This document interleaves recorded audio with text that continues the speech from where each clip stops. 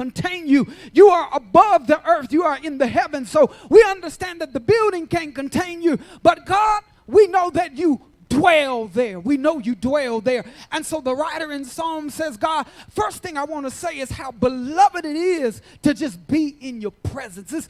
Psalm 84 is a psalm where we go and we look at what it means to worship God. What does it really mean to fall in love with the presence of God? And so the writer says, listen, he says, I'm in love with your presence. I'm in love with the fact that I can be around you. He goes on to say, he says, my soul longeth, even fainteth for the courts of the Lord. My heart and my flesh crieth out for the living God. It cries out for the living God.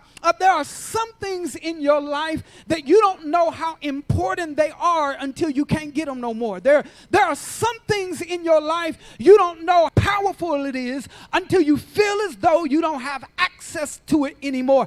And the writer says that there were a moment in seasons of his life where it seems like he could not get to the tabernacle like he wanted. And he says, my heart, my soul crieth out for your presence. My heart and my soul cries out to be in the presence of God. What does it really mean to be in the presence of God? What does it really mean to be around the presence of God? I will state this, you all, that the presence of God is not just tied to a building on a Sunday morning. And I believe that 2 years of COVID has taught us this. Has anybody had to build your own altar in your living room, in your car, come on, in your kitchen? You had to create an altar. You had to create a place where God can dwell. You had to create a place where God can meet you. You had to create a place of meeting.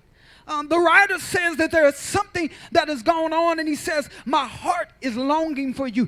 One writer says, as the deer panteth after the water brook, so my soul longeth for thee. So my soul longeth for thee. You all, I think we need to understand something on this morning, that where God has us is often in places and in spaces where we learn to truly desire him. We learn to truly have a desire for him. And there's a difference between having a desire for God and a desire for the things that God can provide for what he is. Do you still have a desire for who he is? He goes on to say this. He says, when I was coming to the house of God, when I was coming to the place where I could see where God was, he said, I noticed something. And he said, I got jealous. He said, when I would come to the house of God, he said, I noticed that amongst the temple, there was a sparrow. There was a sparrow. And he says, this sparrow, this bird, had the side of the tabernacle. He said, I was coming and I looked up, and he said, I saw a sparrow, and the sparrow had created a nest where the tabernacle was at. And he said, I ain't gonna lie to you, I got jealous.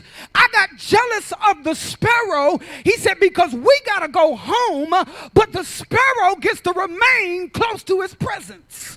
Listen to what he says here. He said, yea, the sparrow hath found a house, and the swallow a nest for herself. He said, where she may lay her young, even thine altars, O Lord of hosts, my King and my God. So listen what he says here. He said, there's one thing I've noticed about the sparrow. He said that this sparrow built an altar or built a nest near the tabernacle of God. And he says, the one thing when I look at the sparrow that I understand immediately is the sparrow gets to remain. Can somebody shout remain?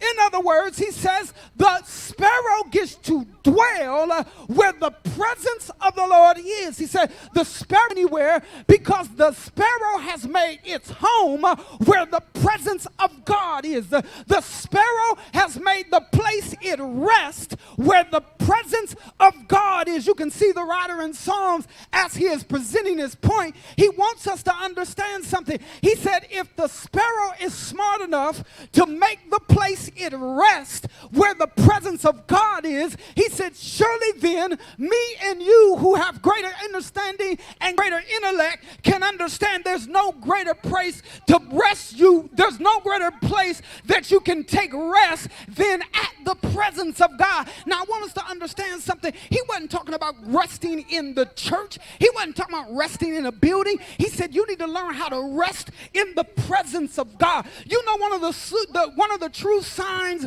that you are next or you are in the presence of God, there's something called rest. Can somebody shout rest? One of the signs in my life that I have been in the presence of God or walking in the presence of God knows how to give you rest. What type of rest, Pastor? I'm talking about rest when your mind is running, rest when you are battling anxiety, rest when you are battling fears, rest when you are battling news you just got, rest when you are battling things that you see and don't understand. And the only place you can get rest, it is not in Facebook, it's not in the movie theater. Sometimes, y'all, it's in the person you walking with. Sometimes you got to steal away and get into the presence of God, because God wants to give you rest. Look at somebody real quick, say, God wants to give you rest. God wants to give you rest. Pastor, how do you know God wants to give you rest? Here's how I know God wants to give you rest, because God doesn't want you dying halfway through your journey, not being able to finish the beginning to the end. But God said, no, I know how to strengthen you mid-walk. I know how to strengthen you midstream. I know how to strengthen you.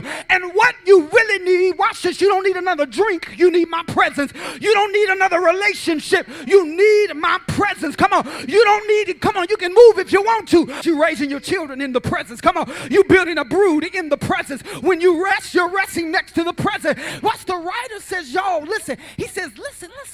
If the bird has enough understanding to say, let me build my home here, he says, shouldn't the people of God have an even greater understanding and say, shouldn't I build my home in the presence of God? Shouldn't I build my dwelling in the presence of God? If I'm spending time anywhere, I'm going to spend it in a place where it can't be wasted. Look at somebody and help them real good. Say, God will never waste your time. God will never waste your time. Oh. If we'll be honest about it, many of us have spent time in places that you wish you could get it back. Woo! Many of us have spent our time in places where you said, I don't believe I spent my, I'm going to use a better word. I don't believe I waste. Now, I don't want to put words in your mouth if you don't think it was a waste and you don't think it was a waste. I'm going to be honest, there are times I wasted time to take a note from the Spirit. It's so dumb, it's smart. It said, let me make my nest where the house of God is at.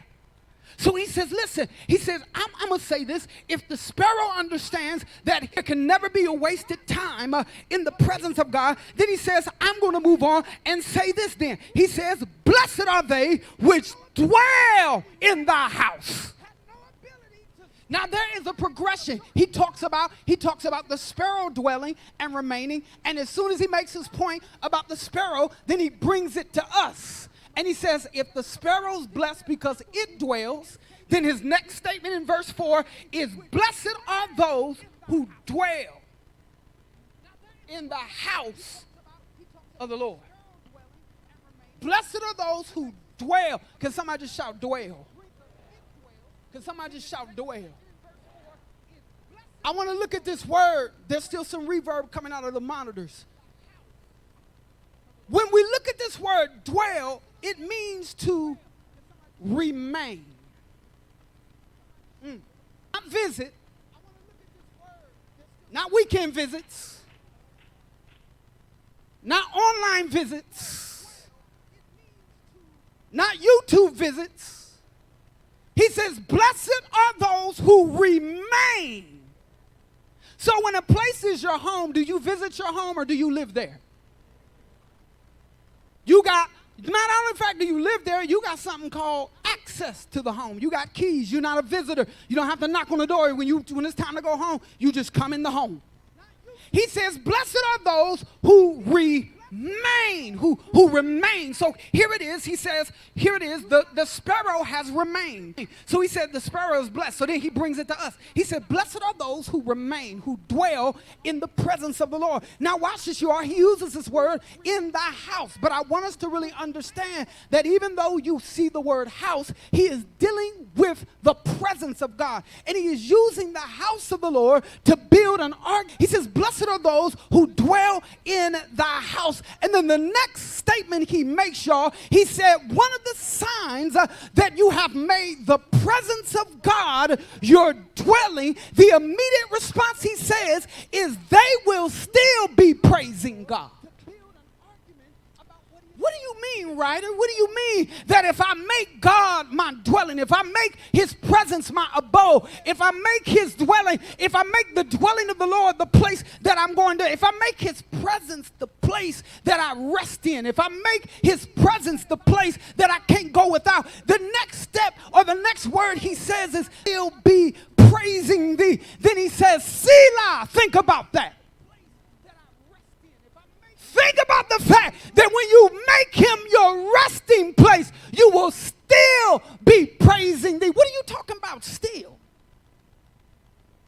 What are you talking about? I will still be praising thee. And so the writer says, okay, I'm going to explain what still is. I'm going to explain what it means to still be praising thee. So he goes on a little bit further, you all, and he says, listen, he says, blessed is the man whose strength is in thee and whose heart are the ways of them. He says, blessed is the man whose strength is in thee and whose heart are the ways of them. So understand, he says there are certain things that happen. He says when we rest in the presence of God, he said that you will still be praising God, number one. But then he makes this statement that your strength will be in him. Your strength will be in him. Y'all, first I want to deal with this word strength on today. Have you ever realized that the more you rest in God, the more you that strong